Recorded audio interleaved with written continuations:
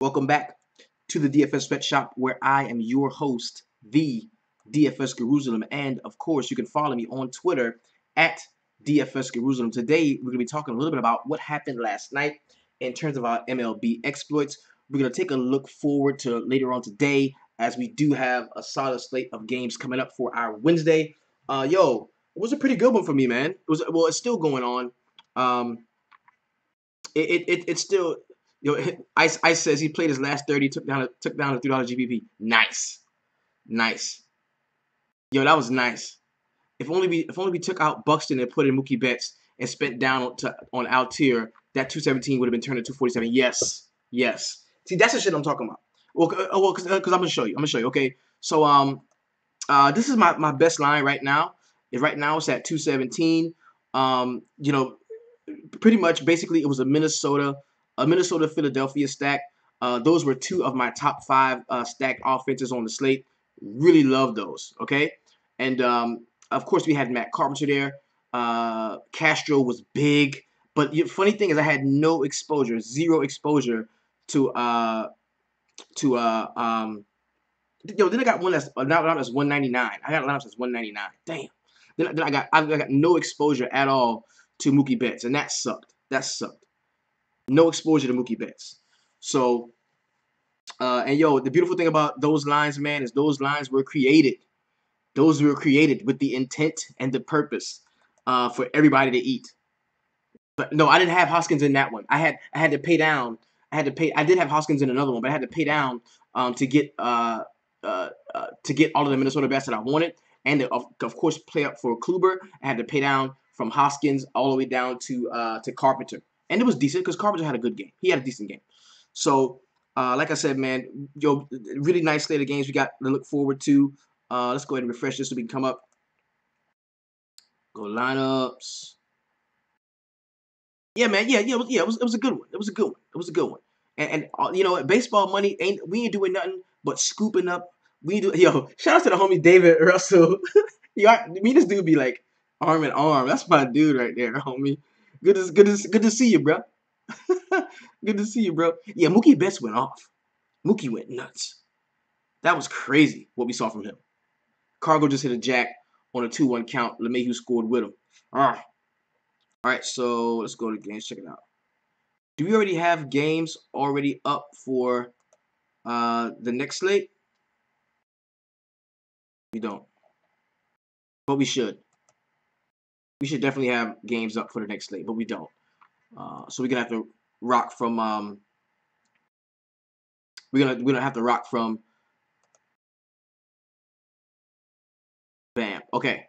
So what we got coming up, we've got a 15 game all day joint. So we're gonna have 3 games early at 12:10. If you want to hop into that 3 game early joint, rock that out. No problem, man. It's definitely a quick way to scoop up a couple of dollars to take with you into the later games because, of course, it's at 12 o'clock. So those games should be done by the time we get deeper into the night slate. So that's cool. But we do have 12 games on the main at night, and inside of those 12 games, bro. He says, I told you Kluber was going to get that complete game shutout. I thought he was in an awesome spot, man. I thought he was in an awesome spot. I really did. So we've got Scherzer, Urban Santana, Yu Darvish, John Lester, Aaron Nola against Miami at 9.1. We've got Doug Fister, Dan Straley against Philadelphia. Kevin Gausman is priced down to 8.2 against Toronto, in Toronto. We've got Denelson Lamet, who had a decent one out, but he's going to be facing the Minnesota Twins, who are very hot right now. You've got Stroman, Chase Anderson, Lance McCullers Jr. priced all the way down to 7.5 against the Los Angeles Angels of Anaheim. You got Patrick Corbin priced all the way down to 7.3. You got Mike Leake, Matt Moore, German Marquez, Tyler Glasnow, Tyler Mahle, the Flaherty kid, Jack Flaherty, Tyler Skaggs, Martin Perez, Cotton, Matt Harvey, and Luis Gohara. And what this is about, what we're doing, man, we just want to get a good read on the pitching. We want to get a good read on the pitching for today's slate so that by the time the lineups come out, by the time those lines come out, we can have our pitching already in place. Because yesterday, by the time the lines were already being developed, I already had my pitching in. I already knew like what I wanted. I knew the direction I was going in terms of pitching. And today was a day where pitching was not a problem at all. The only 4 pitchers that I used in all of my lineups were Kluber, Rodriguez, Kyle Gibson, and Sonny Gray. That was the only pitchers I used. And honestly, those were actually the best pitching prospects on the slate. So let's take a look at the Twitter poll, man. Every day I throw out my tweet and I ask who will be the gang stack of tonight's MLB main slate. Of course, a resounding amount of people, 47% of everybody that voted wanted to go with the Cleveland Indians. And I got it. I dig it. They're on a big winning streak. Can I tell you something? I had absolutely zero exposure to Cleveland bats. I didn't place one single Cleveland bat, period. I had 2 fades that I talked about in depth in the shop. And I had 2 major fades.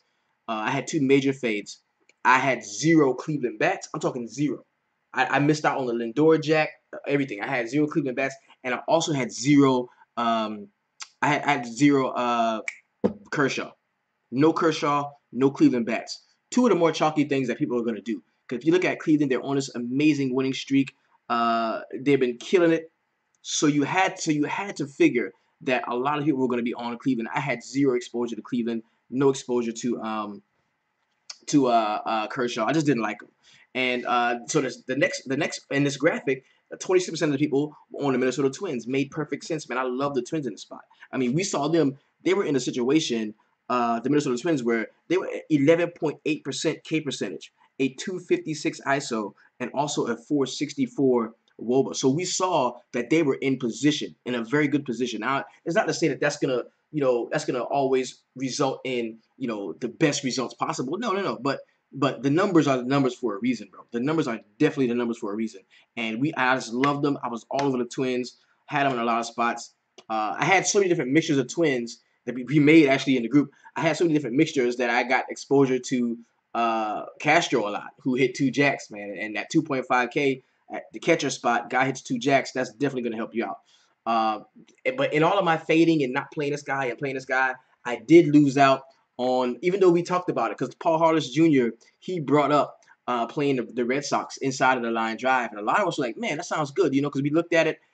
One thing that kind of took me off of them was the fact that they just didn't look, the numbers really didn't work in their favor. But I knew if there was one team that I could trust to kind of go against the numbers of how bad they've been recently in the situation they were in. I believe they were at home against righties, or at home, maybe they were at home against lefties. I'm not sure. But I figured maybe the Boston Red Sox could be that team. Now, when it came down to my roster builds, I'm going to tell you, I want to be real with you. I had absolutely no exposure to any of the Boston bats. Got no. So I'm not going to tell you, I faded Cleveland because they didn't do shit, and because I'm a genius. That's why I faded Cleveland. And I faded Kershaw because I'm so smart. Well, no, motherfucker, I also faded the highest scoring dude on the slate, which was kind of dumb because we talked about him, and a lot of cats said that they liked him. So that was my bad. That was on me. Like there was no reason for me to not have any Mookie Betts, any Boston with how much we liked them going in. Okay. Then you had the Arizona Diamondbacks, who were very good. That game's still playing. We saw a couple of jacks in that spot. And then we had the Boston Red Sox, of course. So 117 votes. The team that scored the most out of all of these, right? Boston and Minnesota. They were not even looked at as much as everybody was on the Cleveland Indians, bro. Everybody was on the Indians. And that is why, even though the scores were high, because some of the chalk did hit at pitcher, the chalk bats did not hit because the chalk bats were honestly the Cleveland Indians. I even saw like cases where Stanton is still like 18% owned, and he should be, but he didn't do a ton tonight. So we got away with that. That was cool, man. Had a really decent night because of it. Now let's take a look at exactly what happened in terms of scoring here. Open it up.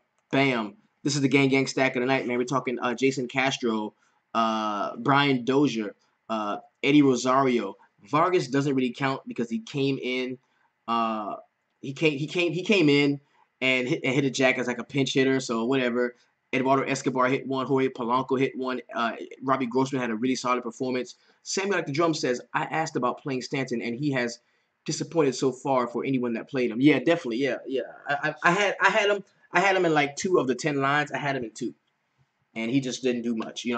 Actually, this game is still going on, bro. We're in the end of the 14th inning. This game is still playing. Philadelphia and Miami. Hope that bitch swing back around and I get a couple of more bats from the top 3 of Philadelphia. That'll do me good. All right, so of course the gang stack of the night was without a doubt the Minnesota Twins here. Close second was the Boston Red Sox, 2 teams that we did have mentioned in our graphic that we did have as a group. We had exposure to them, so that was awesome. As far as overall scoring went, you had Mookie Betts, man, leading all scorers, hit 2 jacks, 44 points.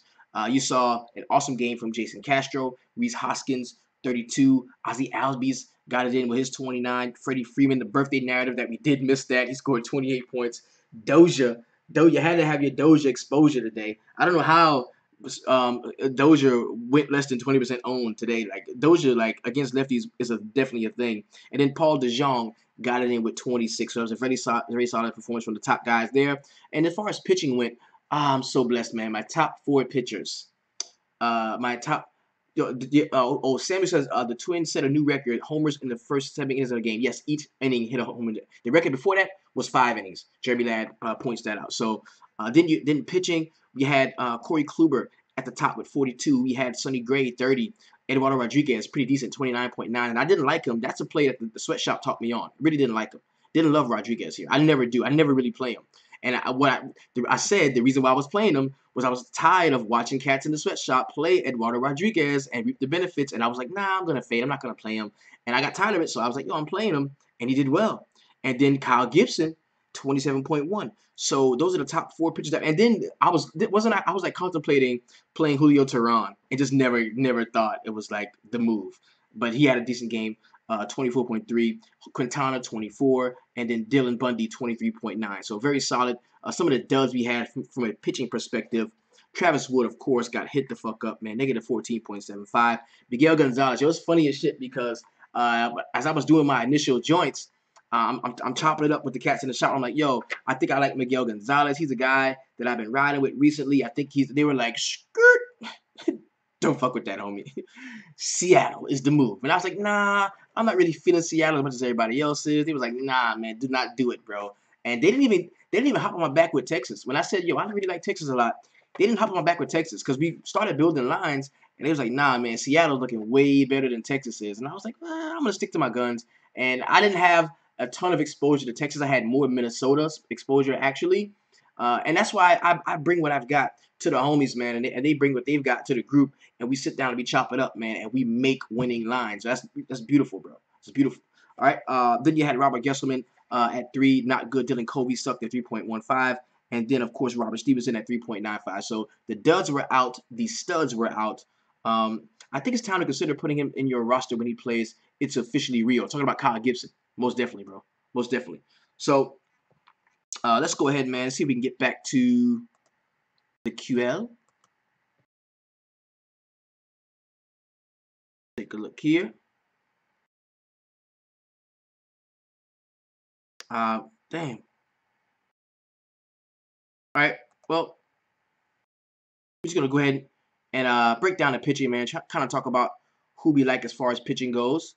And I'm gonna be working from, of course, the DraftKings. We've got Max Scherzer at home against the the Atlanta Braves here.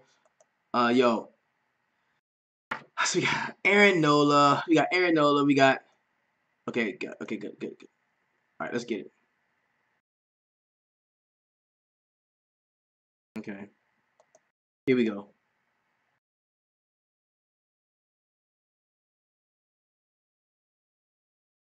All right, first game on the slate is going to be the Atlanta Braves and the Washington Nationals. Now, we got the Nationals at home. They've already cinched and clinched up the division.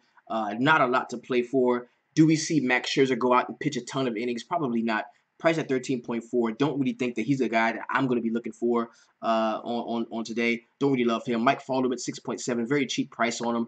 Let's take a look at what the Washington Nationals do at the crib versus right-handed pitching. That should give us a little bit of a read on what we can expect from Folovich.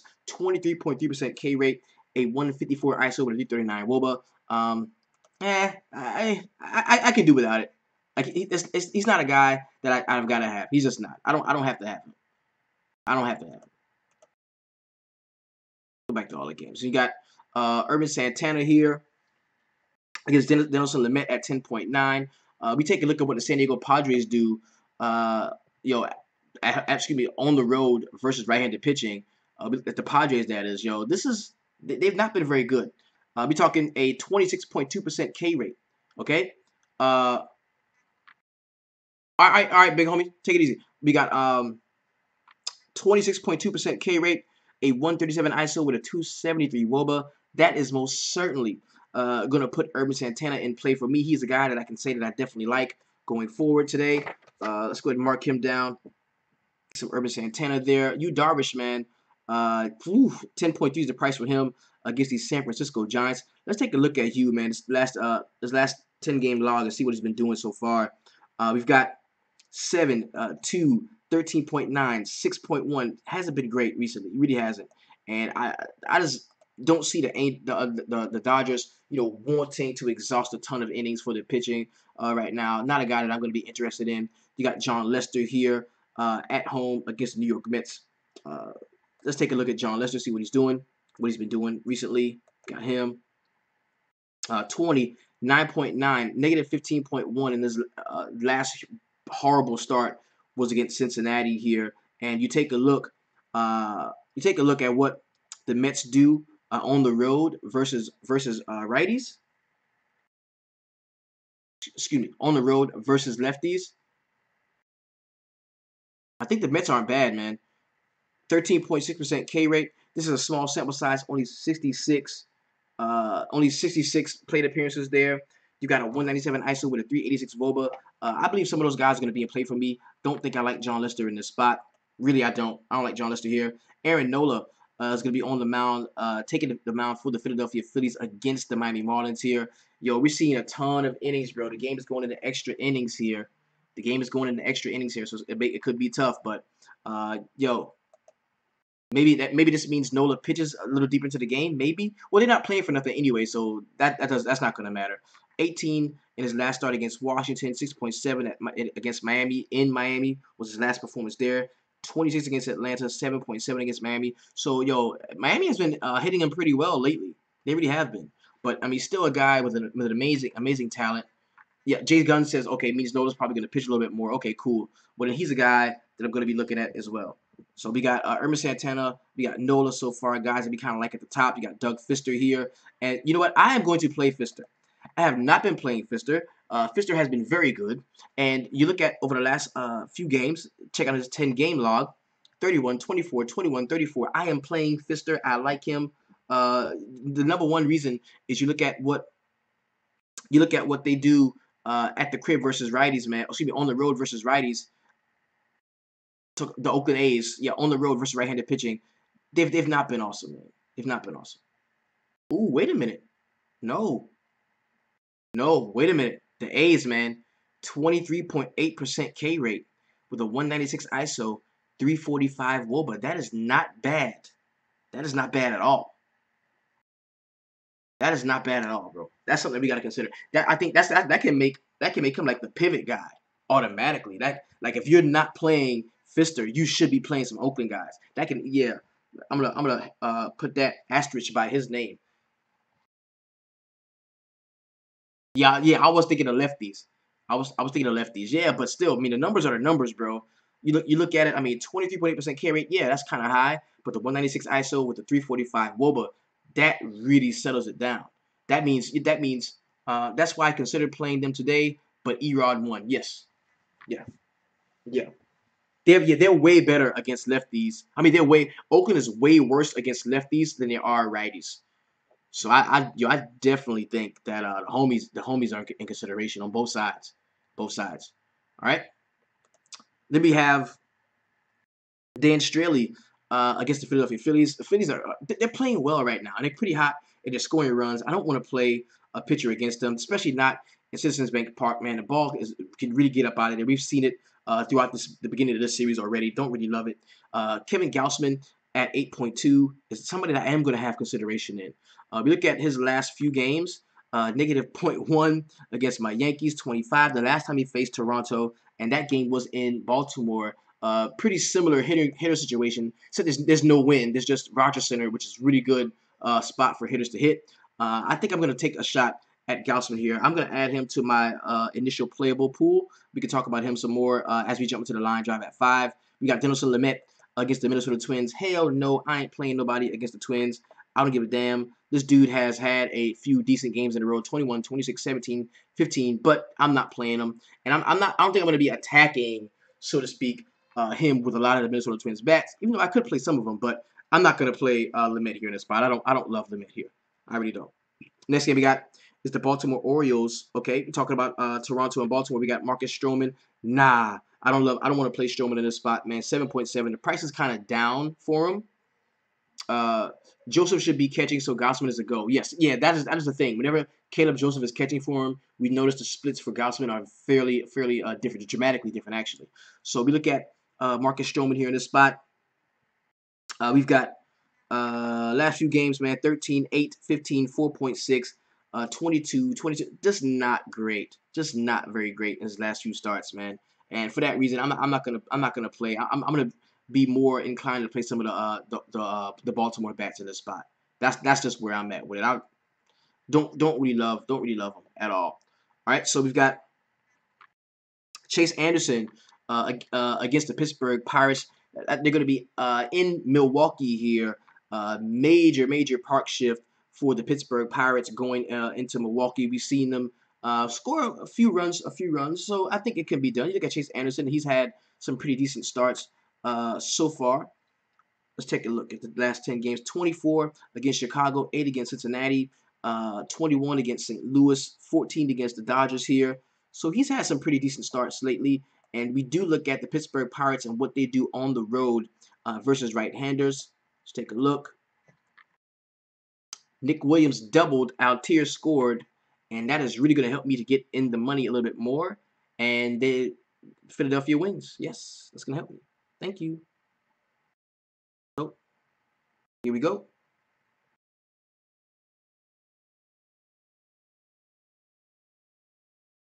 Yeah, Pittsburgh, man, horrible, man. 24.6% K rate, a 286 ISO with a 277 WOBA. That'll definitely take me off of some of these cats. That's definitely gonna take me off of the Pittsburgh bats, most certainly, man. Certainly, gonna take me off of them. So we're looking at Lance McCullers going to the Los Angeles Angels of Anaheim, who have a really solid situation in front of them, man. 10.9, negative 3.3, 6.5.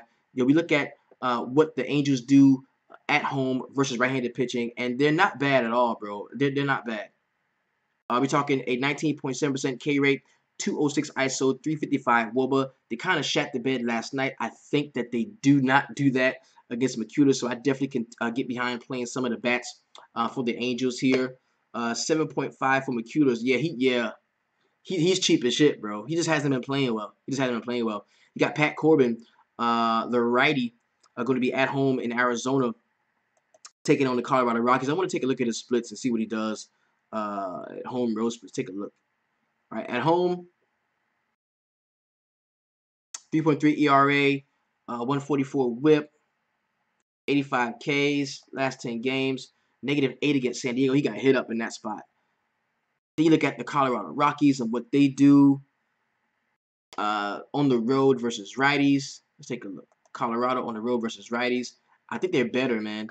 23.9% K rate is still kind of high, but the 188 ISO with the 335 WOBA, that's going to put some of the Colorado Rockies in play for me. Don't really love Patrick Corbin here in the spot, even though it could be a bounce back spot for him.